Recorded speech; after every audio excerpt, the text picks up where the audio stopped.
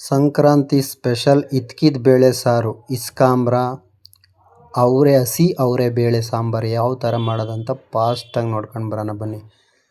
1 kg ನಾನು ಅವರೆ ಬೇಳೆ ತೊಗೊಂಡಿದ್ದೀನಿ, ಅಂದರೆ ಇತ್ಕಿರೋ ಬೇಳೆ. ಈಗ ನಾನು ಒಂದು 2ರಿಂದ 3 ಪೀಸಷ್ಟು ಶುಂಠಿ, 2 ಕಡ್ಡಿಯಷ್ಟು ಪುದೀನ, ಸ್ವಲ್ಪ ಕೊತ್ತಂಬರಿ, 8ರಿಂದ 10 ಬೆಳ್ಳುಳ್ಳಿ ಪಾಯನ್ನ ಆ್ಯಡ್ ಮಾಡ್ಕೊಂಡಿದ್ದೀನಿ. Medium size 2 tomato, medium size 1 ಈರುಳ್ಳಿ.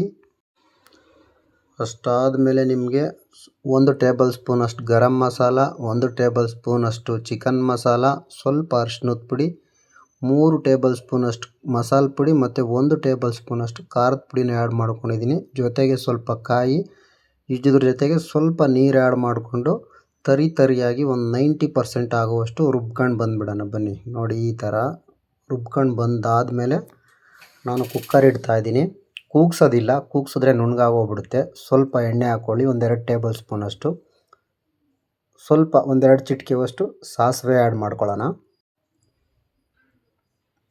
ಇದ್ರ ಜೊತೆಗೆ ಸ್ವಲ್ಪ ಕರ್ಬೇವಿನ ಸೊಪ್ಪು, ಸ್ವಲ್ಪ ಜೀರಿಗೆನೂ ಆ್ಯಡ್ ಮಾಡ್ಕೊಳ್ಳೋಣ, 1 ಚಿಟಿಕೆಯಷ್ಟು. ಸ್ವಲ್ಪ ಕರ್ಬೇವಿನ ಸೊಪ್ಪು, 2 ಹಸಿಮೆಣಸಿನ್ಕಾಯಿ ಸೀಳಿರ್ತಕ್ಕಂಥದ್ದು, 1 ಈರುಳ್ಳಿ.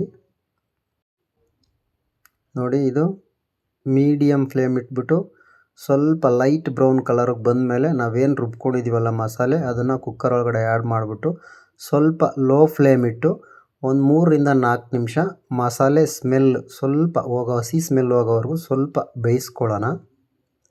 ನೋಡಿ, ಈ ಥರ ಬೆಂದಾದಮೇಲೆ ಇದಕ್ಕೆ ನಾನು ಸುಮಾರು 1 ಲೀಟ್ರಷ್ಟು ನೀರನ್ನ ಆ್ಯಡ್ ಮಾಡ್ತಾಯಿದ್ದೀನಿ.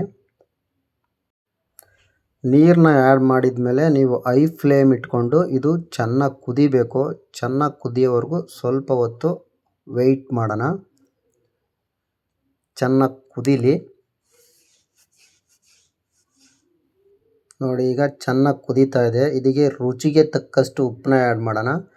ಸಾಲ್ಟ್ ಆ್ಯಡ್ ಮಾಡಿದ ಮೇಲೆ ನಾವು ಏನು ಇತ್ಕಿದ ಬೇಳೆ 1 kg ಇಟ್ಕೊಂಡಿದ್ವಲ್ಲ ಅದನ್ನು ಸಾಂಬಾರು ನೀರೊಳಗಡೆ ಮಿಕ್ಸ್ ಮಾಡ್ಕೊಳ್ಳೋಣ.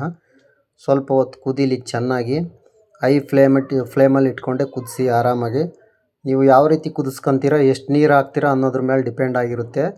ನೀವು ಸ್ವಲ್ಪ ಜಾಸ್ತಿ ಕುದಿಸಿದಷ್ಟು ನಾವೇನು ಮೀಡಿಯಮ್ ಫ್ಲೇಮ್ ಇಟ್ಟು ಕುದಿಸ್ತೀವಿ, ಹೈ ಫ್ಲೇಮಲ್ಲಿ ಇಟ್ಟು ಕುದಿಸ್ತೀವಿ, ನಾವು ಸಾಂಬಾರು ಗಟ್ಟಿ ಬೇಕಾ, ಮೀಡಿಯಮ್ ಬೇಕಾ, ನೀರು ಥರ ಬೇಕಾ, ನಮ್ಗೆ ಯಾವ ಥರ ಬೇಕಾದರೆ ಆ ಥರ ಕೂರಿಸ್ಕೋಬೋದು. ನೋಡಿ, ಒಂದು 5 ನಿಮಿಷ ಮುಚ್ಚಿಬಿಟ್ಟು ಸ್ವಲ್ಪ ಹೊತ್ತು ವೆಯ್ಟ್ ಮಾಡೋಣ.